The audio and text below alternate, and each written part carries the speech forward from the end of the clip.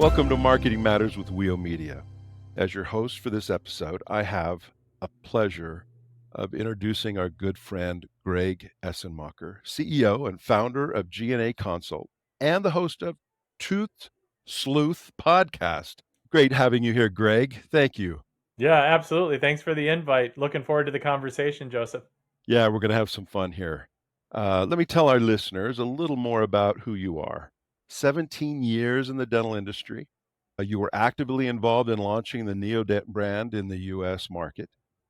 You are clearly an expert in all things full arch, but beyond simply helping a practice as a consultant do more implants, you take a very comprehensive approach to that effort.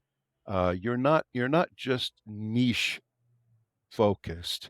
You literally, from a strategy standpoint, cover every base.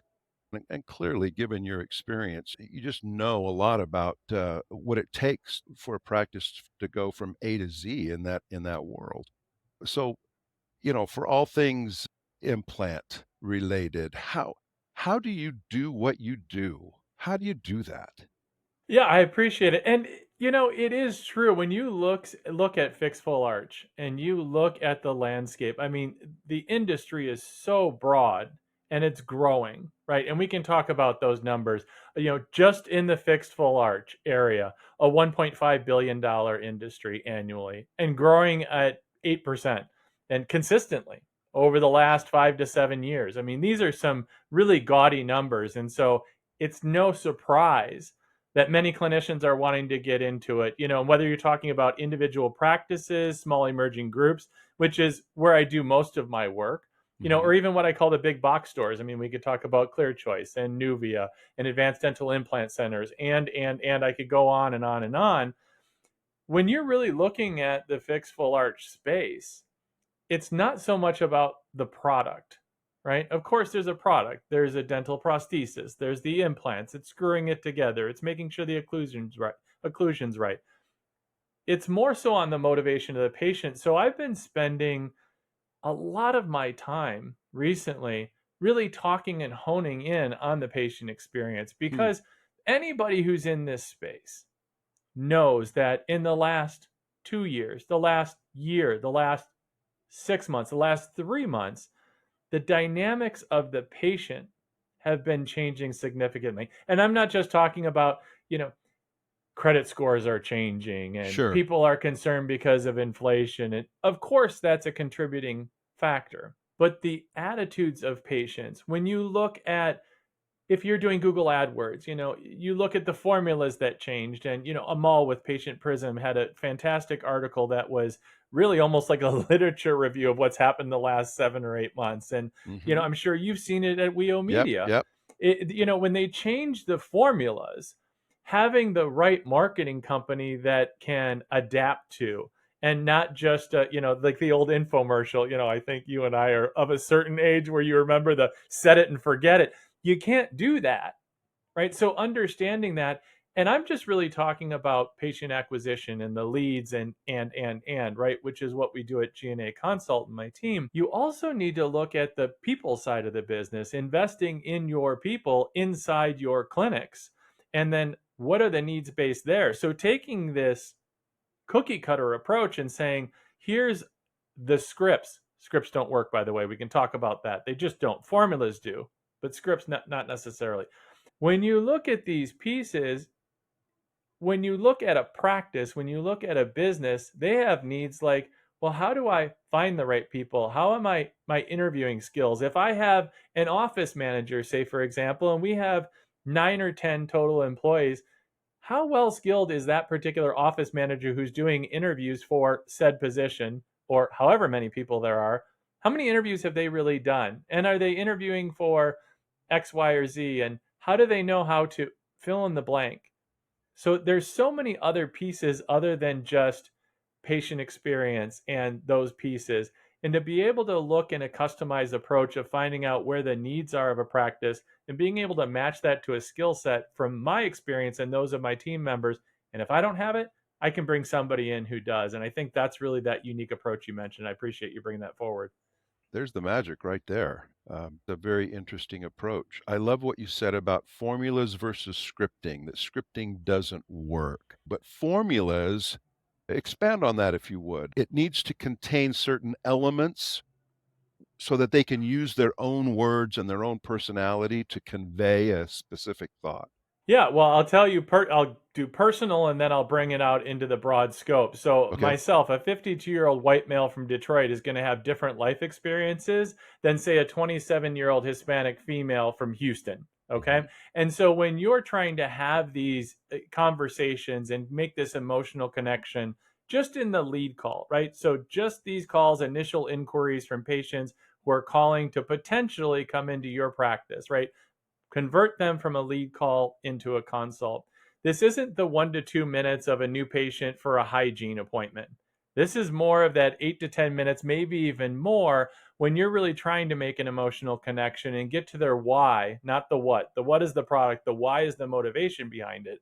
And so being able to relate to them in a way, allowing them to share their story. And so the scripting would be the words on a page, the exact words, and memorizing those words. The formula for me, and I use an acronym, I'm big on acronyms, is EAZ, right? The E is the empathy. And how do you express empathy without just simply saying, oh, I'm sorry to hear that? The caller says, oh, my upper plate has just not fit right. I've had it for a long time and I have some discomfort in my upper right. Oh, I'm so sorry to hear that. What do you mean you're sorry to hear that? Like that sounds so empty and shallow. But if you can identify with, well, you may, as the person who's working in the practice, never had an upper plate before because you have all your teeth. However, have you ever felt discomfort? Have you ever had something that's been frustrating before? Sure. That's how you relate that part of empathy to the person, right? And there's other elements, right? Give them your undivided attention. Are you paraphrasing back to them? Are active listening? There's different pieces and elements. So it's that first part of the formula that Hmm. you're trying to express to them. And the second part, the A of the EAZ, is assuring them. Assure them they've called the right place. Now, it's not, oh, our doctor's the best. You've got to come here. This is why he's the best. You can't say it directly, right? You could, but generally not, right? And so it's the indirect way of being able to assure them, you know what? We got you. This is the place to come. Of all the other that you saw when you Googled whatever it is that you did, or however you found us, assuring them they called the right place and this is the place for you. And then the Z is zeal, right? I speak with a little bit of zeal, right? A little bit of oomph in my voice, Yeah. is really to help lift the conversation. And of the literally thousands of phone calls that I've listened to on phone recordings, it's if you start to lift with a little bit more energy, because most of the patients that are calling it, hi, I'm calling because I saw an ad like about like this dental implant stuff or that you do, right? Because most of them have some shame or they're scared or Yep. fill in the blank. And so if you talk with a little bit of zeal, you can hear the energy of the patient lift up as the conversation continues through. Mm. If you lift up with a little bit more energy and then driving the conversation forward ultimately to get that appointment, get them to consult, because you need to try to not force but encourage them to have some skin in the game, to really want to come and see you, not hang up the phone and 2 days later, because it took them courage to make that initial inquiry, to really want to continue through with that, to follow through with that, to come in and see you. So that's what I mean by a formula rather than scripting. Certainly, they need to come up with, some parameters around it, but each clinic, and I call every dental office a clinic because it's a medical clinic, especially when you're talking about a 20, 30, $50,000 procedure, they really need to come up with their own parameters around the formula. But I think that's terribly important to be able to come up with what that formula looks like specific to that practice. And of course, there's more detail underneath, but just to give your listening audience a little bit of an idea of what I mean formulas instead of scripts, because they're so much more effective with clients that I work with. EAZ, empathy, assure, and zeal. Yep. That's a great example of a formula. I like that. But it's not easy, even though it does say easy. No, It's simple, no. but it's not easy.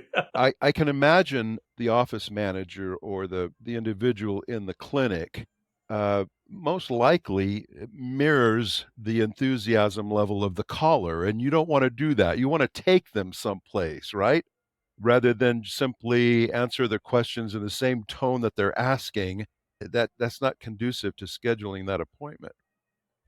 Well, exactly. And what you're talking about then is mirroring the patient. And this is so often what's taught in sales or in, phone etiquette is to mirror the patient, right? If they're excitable, lift your energy up to them. And what we've learned, and not just me, but others that are in this space and that have worked, really being able to drive the conversation forward in a courteous way, right? You don't want to blow their doors off. Sure. But that is something that's critically important in order to be most effective. And again, there's no trust involved initially when these patients are inquiring. It's so much different when you're doing direct to consumer marketing for this patient population than it is in a referral network. In the traditional referral network, from that referral office, they're leveraging the trust from that referral office when they're inquiring into your practice. And so in that scenario, you're not trying to establish, build, and then leverage that trust going forward in your practice to try to lock them into, this, who are they? Should I trust them? Is there any connection? Which means then I have some type of skin in the game, some type of fidelity to this practice that I literally just found possibly on the internet. Maybe I saw it on some social media. Maybe I saw it on an Instagram story or on Facebook. Really, what's the level of trust there, especially with the skepticism these days? So it's really needing to be able to find that level of connection and start to build that trust and then transfer that trust authority once they actually come into the practice, which will help reduce your no-shows. And there's a lot of other pieces to that formula, Mm. which are critically important in that patient journey, not just in the initial inquiry, but it all starts with that initial inquiry that I've been speaking about today.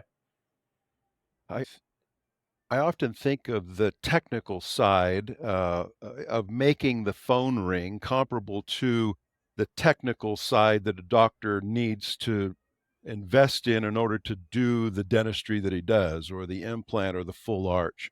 But making that phone ring as now as much of a science as that is, be more than it was years ago. You're taking a medical professional, a dental medical professional, and you're expecting them to know sales routines, or to use your word, formulas, in order to schedule that patient, regardless of who's on that call. Have you found that to be challenging? Well, it's a really great point, and one of the things that we've found is that if you have people who are open to learning, and oftentimes the learning platform can be the most challenging. And this isn't just from, myself saying, "Oh, I think I've got a good way. Let's sit them down."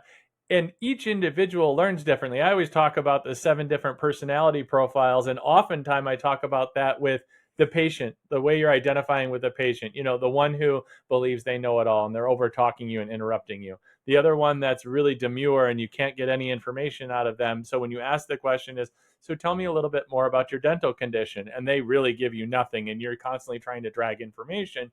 It's the same with working with individuals within a dental clinic, those that are motivated to do better. Clients don't reach out to us at GNA Consult if they have a plethora of patients, they're doing full arch profitably, and everything's going swimmingly. There's usually an area of opportunity because they want to get better, they want to grow, or they're wanting to expand. There's some level of opportunity in their clinic or in their group that they want to improve upon. They know they can be doing something better, or things have gotten arguably worse, right? This happened a lot actually last year because patient dynamics have changed. And so I say all that because the challenge within each of the clinics is also for myself and our team is to learn their learning style. So a lot of the learning's online, but there's also some in-person learning, but predominantly it's having metrics, right? Knowing when the volume of calls is highest, right? Working into their scheduling to get them the time and the tools.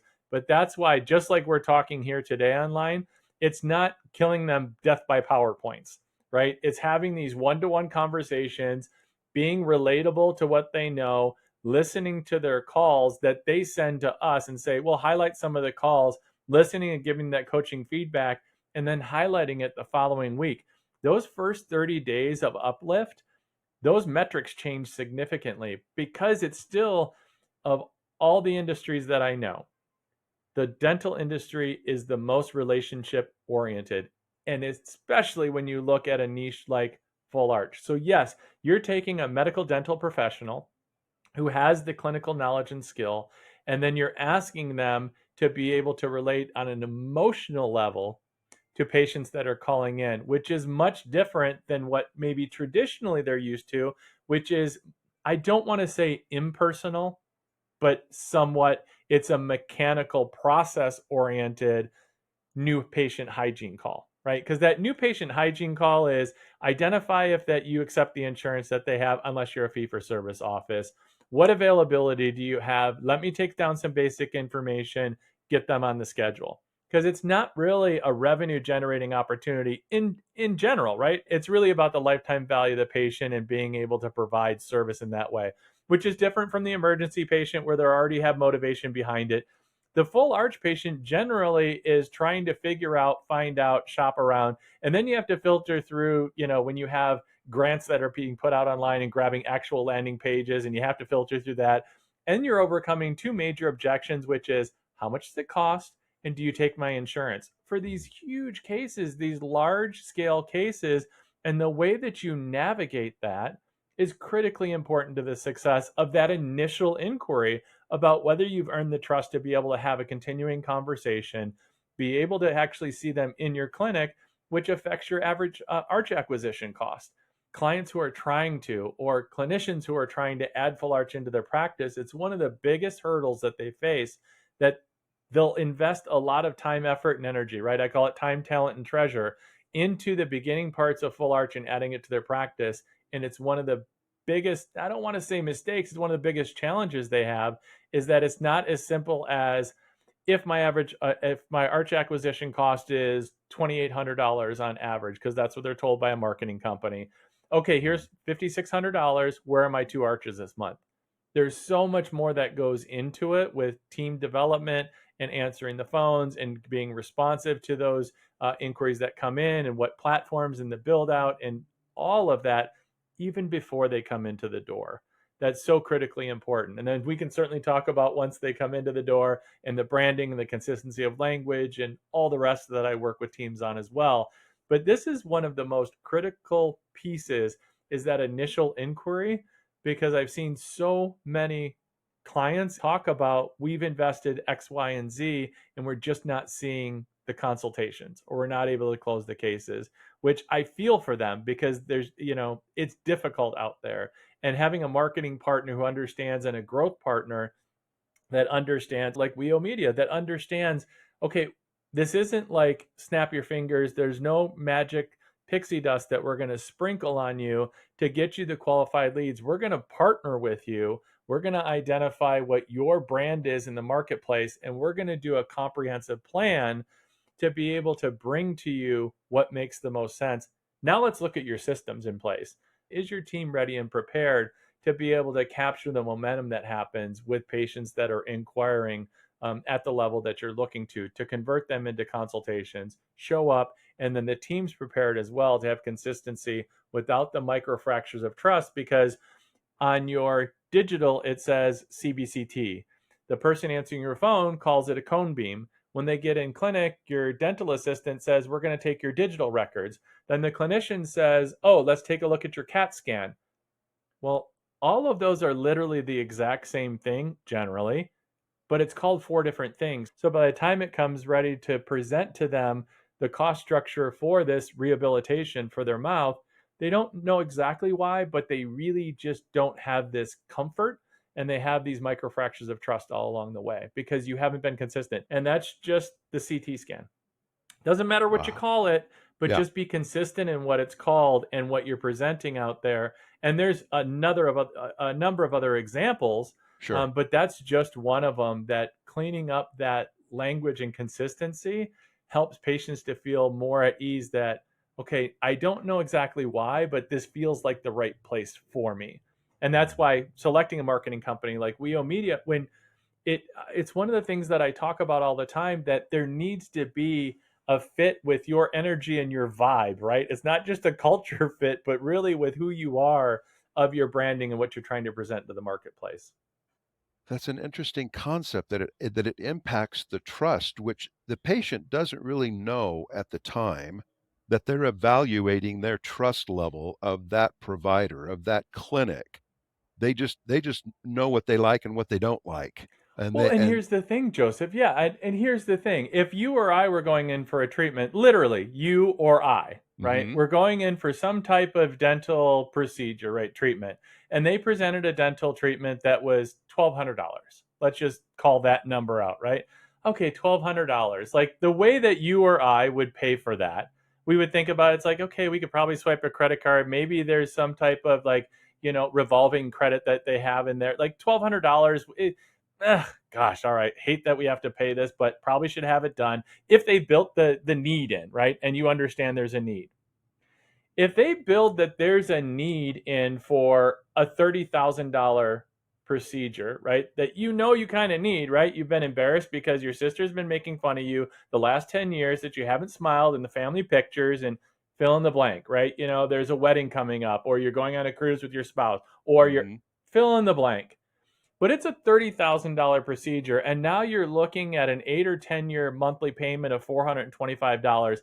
That's a little different. Now you're looking longer term. Now you're talking about, well, I mean, it's kind of a car payment. Now, maybe not the car that I'm driving right now, but that's another story for another day. But that's a longer term commitment. That's not I'm going to swipe my card and I'm going to pay it off. Or, gosh, I got to take that out of my savings. That really stinks. I was saving that up for, I'm going to buy myself a guitar, whatever it is, like some type of discretionary income that now I have to pay a medical expense for. Yeah. This is a longer term commitment for a number of years that you're getting into. So these little pieces of microfracture of trust, you're in this for the long haul. I mean, I don't know about you, but I would even if I have that in the bank, right? Even if those who they say make sure you have 3 to 6 months of liquid savings, for monthly payments, like if something were to happen even if I have that, would I really want to slap that down? Like you'd have to really, if you built in the value, would I really want to take that and slap that down? Now I have to start thinking, how secure is my job? How secure is Mm. my spouse's job? What is the economy going to look like? What does the political landscape look like? What's going to happen? I mean, you start to ask all of these questions Yeah. rather than in a $1,200 transaction. So Yeah. that's why Full Arch, and I talk about this all the time. Colleagues of mine who are in Full Arch, if they understand that, then they can start to build these processes and workflows to be able to walk a patient along this journey and put these consistencies in place to help them in their buying decision, because it is a different ball game whatsoever. And that's why some of the more successful, those that are out there, the DSOs and the bigger like they spend a lot of time, effort, and energy locking it in. It's consistent. It's a McDonald's franchise, right?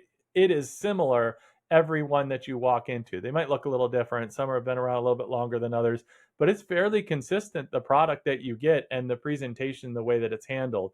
And that's why some struggle of these independent clinics over others. Mm. Fluctuations in the market will always happen, but the consistency, what can you control, and team and consistency of messaging and branding, these are the pieces to be able to work on internally to be able to present better when the public comes in and when they're making their initial inquiry all the way through the patient experience once they're in clinic. Greg, you mentioned earlier that the patient's mentality has changed over time, and either just as recent as 6 months and even 2 years ago. Can you speak to that? How is that changing the patient themselves, what they're looking for, how they think? What? From what I'm learning, right, and I'm consistently learning, I'm always trying to learn and understand better the patient population as this procedure continues to become more commonplace. As dental implants become more common vernacular for the layperson, it Hmm. is, I don't want to say rare, but it's much less common that if I say dental implants, that people that I run into in the airport, and airports are a big part of what I happen to be lately, at least, but just in general, if I talk about dental implants, it is more uncommon than common that people just wouldn't understand what I'm talking about. Right. There is a level of common knowledge amongst the general public, at least whether it's true, whether they have a clear understanding or an unclear understanding. And then the full arch treatment therapy, the teeth in a day, or, there's a lot of different things that it's called, Sure. is becoming more common in their vernacular. But also, the fact of the matter is that if you Google anything related to implants, more and more sponsored ads come up. There's much more education available, and patients are becoming much more savvy in how they're going to spend their dollars. And the reason why it's been this way and it continues to grow this way is you see clickbait that happens out there all the time on the social media, right? Whether it's on TikTok or on Meta, right? Instagram, Facebook. They're trying just simply to get more clicks on their site. And, oh, $150 implant, click here. And once you click, it'll actually have real landing pages, right? I know because clients of mine have this, and I work with a number of marketing companies. Corey and Corey, one of the co-founders of WEO Media, have talked about this. There's not much you can do about it because it's third party that you have to kind of have on. If not, you're going to lose, like, I think I've heard as high as 80% of your leads. And so people wouldn't be using that for clickbait, getting people to click on their site using actual landing pages if it weren't effective for them to get clickbait, right? Right. If it wasn't effective, they wouldn't be doing it and trying to do their scams to try to just get people interested. Or another one is grants, right? Oh, there's a grant. You can get full arch, you can get a grant to have full arch treatment therapy done. And it annoys the ever living, out of clients of mine, and they talk about it. And so I'm needing to educate them as consumers of marketing. And Mm. so what that tells me, though, if we pull it back to the bigger picture, is that there's more and more and more understanding, even if it's incorrect information out there about implants and specifically about full arch treatment therapy, because the need's so great. Right now, there are 34 million Americans missing 14 teeth or more. Let me repeat that because that is an astonishing number. 34 million Americans missing 14 teeth or more because of the tremendous amount of need and the tremendous amount of supply out there, supply being clinicians who do full arch treatment therapy. It's Mhm. really bridging that gap and the level of desperation for those who have dentures or just have the missing teeth or have bad teeth or have whether dentures or like even snapping, right? It's better than nothing, right? It gives them back about 40% functionality Yeah. of what their adult teeth are, but it's not like the 90% functionality that a fixed full arch can give them. And so there's just so much more that patients understand about it. There's so much more information out there. There's so much more disinformation out there. And in this, information age, it's more about, getting them to know what is true and what isn't true. And because of that, having to level up the knowledge base of our teams in the full arch clinics is more critical than ever before. Because a flippant answer to, yeah, I'm calling because I see that you have grants for full arch. No, we don't do that. That conversation ends instantly if it's answered Mhm. in a flippant way like that. And certainly, God bless anyone out there that's listening that does any type of call center work, whether it's in dentistry or not.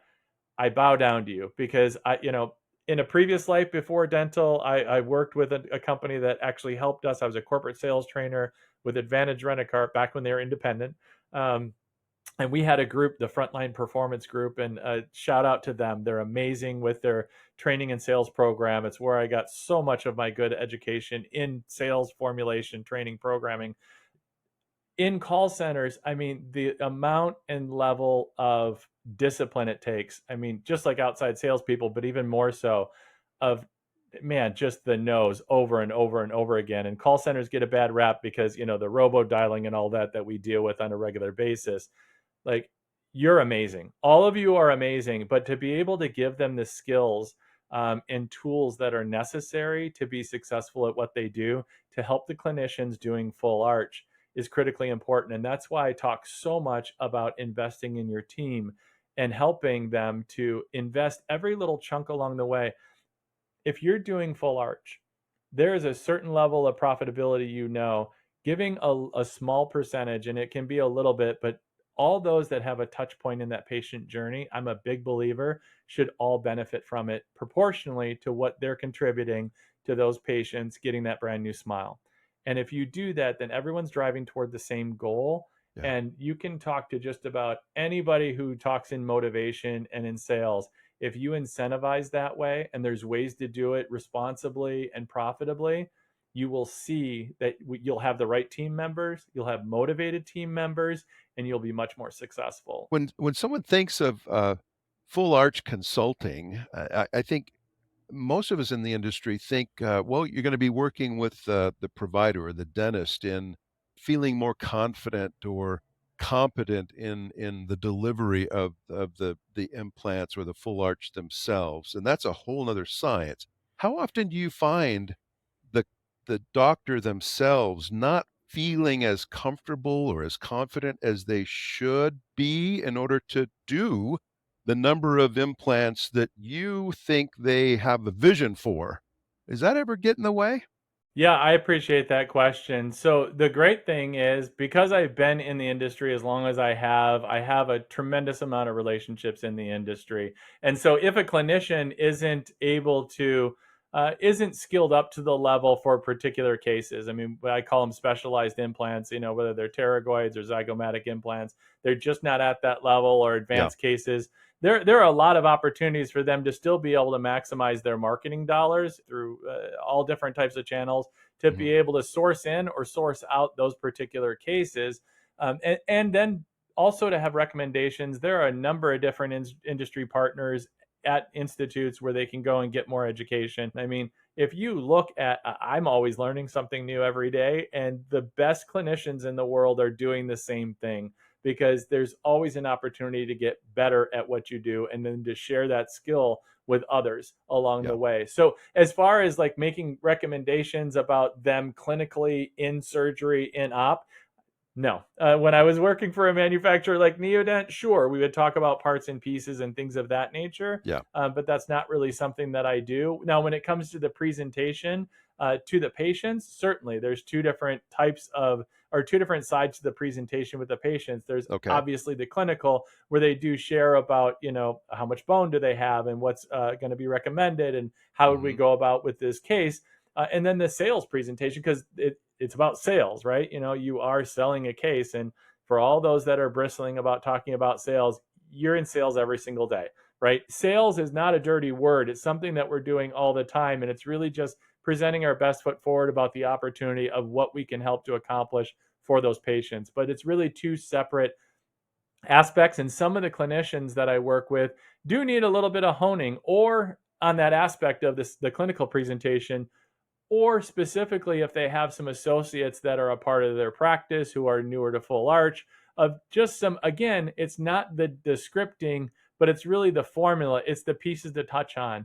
And in that regard too, there's also some education on what I call the handoff, hand up, between the doctor and the treatment coordinator, between the dental assistant and the doctor, depending on their workflow, or what I call the walk flow of a Mhm. particular clinic or practice, so that information shared in front of the patient, so that they know that this trust authority that's happening and being built all along the way of being cared for in clinic can continue to be built. And they feel like, oh, so they're actually listening to me, they're caring for me, as if you had like a ball of trust in you, cupped in your hands, and you're passing this gently along the way, rather Mm. than doctor walks in, barges into the room. Hi, I'm Dr. So and so, and starts. At least there's some soft, and trust me, some clinicians are tough, right? I tell like the dental assistant or the treatment coordinator, you got to kind of block him. You know where he's coming into the room, so stand in the way and get your 3 seconds in. This is Jenny, upper plate, pain on the upper right. This is Dr. So and so. I mean, sometimes it's that quick. I mean, ideally, there's more of a cadence to it, but depending on how busy they are in the clinic itself. But there should be a handoff. And one of the most important things that I teach, coach, and train to clinicians is, before they leave the room, of course, they're doing a check in with the patient. Before they leave the room, is actually talking to, hopefully, the treatment coordinators in the room. But this is something that I strongly recommend, to be able to hand that authority back over to somebody in the room before they walk out. Because if not, then they walk out of the room with all of that authority, and then somebody else has to pick it up and almost start from scratch again.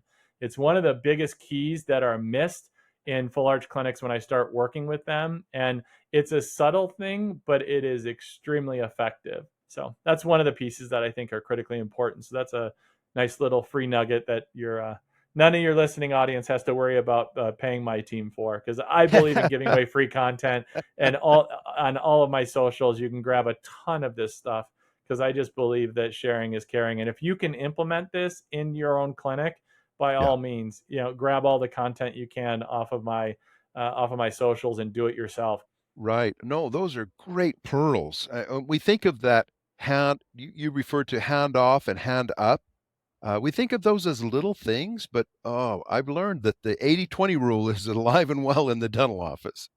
We think of them as little things when those can be the things that determine whether or not that patient ultimately schedules. Could you name maybe just one example of a common pitfall that a dentist will fall into when he's trying to do more full arch cases?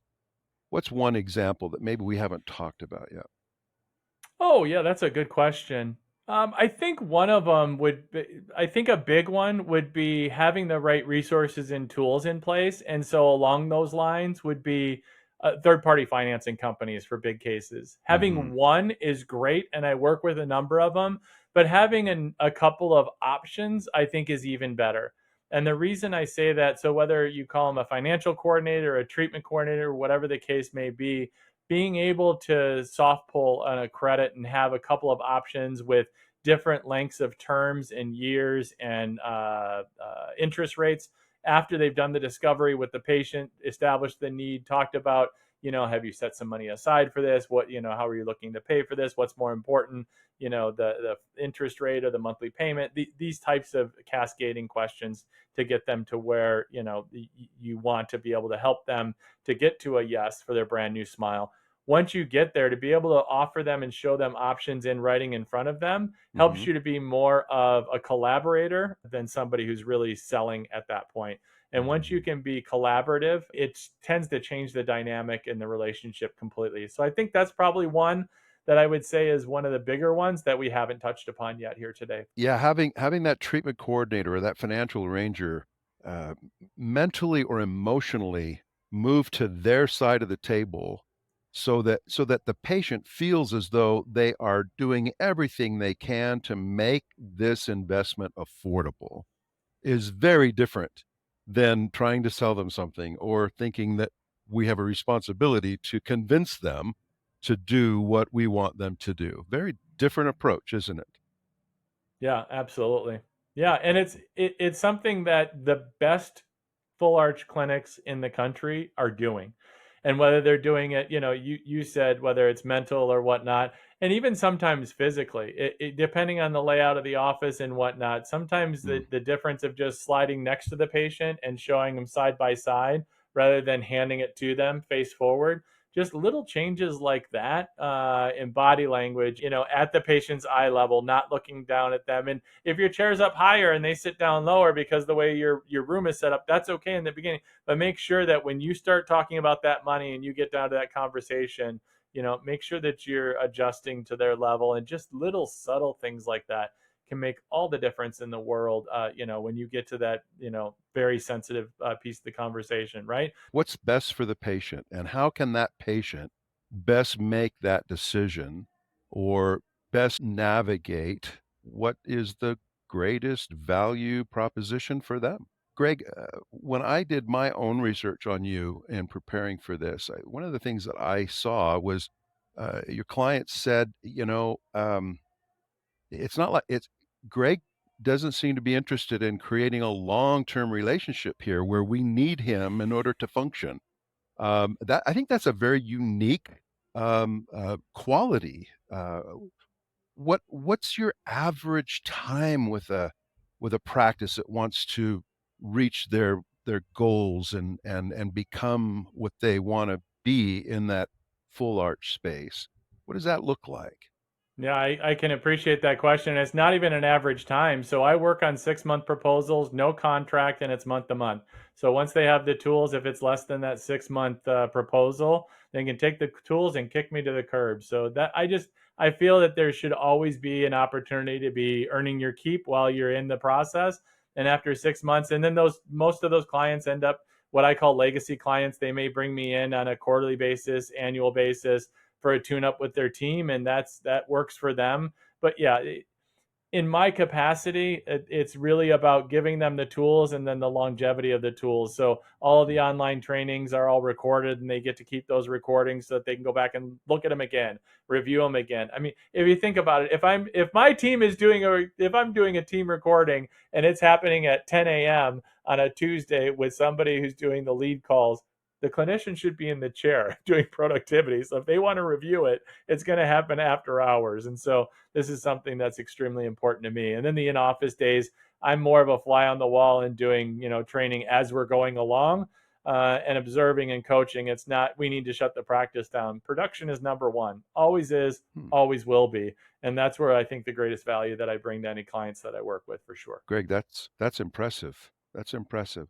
One of the visions of this podcast, Marketing Matters, is to provide our clients with some tools and some pearls and some wisdom to help them sharpen, their own approach to dentistry. And you have so you have so accomplished that. Thank you. Super passionate about Full Arch and helping clinicians to do it better, right? Do it better, more Yeah. efficiently, and to be able to kind of bridge that gap between the patient need and then the supplier, the provider's opportunity to be able to bridge that gap and help that need, for sure. Thank you so much for having me on today.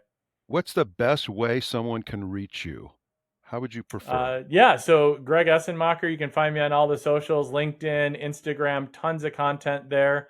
GNA Consult is the company page, but they're pretty interchangeable. You can find me one to the other. Okay. Or the easiest way, if you just want to send me a text or give me a call, it's 602-743-5262. Feel free to reach out to me. I'd be happy to have a conversation with you. Wonderful. Greg, thank you again. We love your passion. Thanks for being such a great partner. Thank you.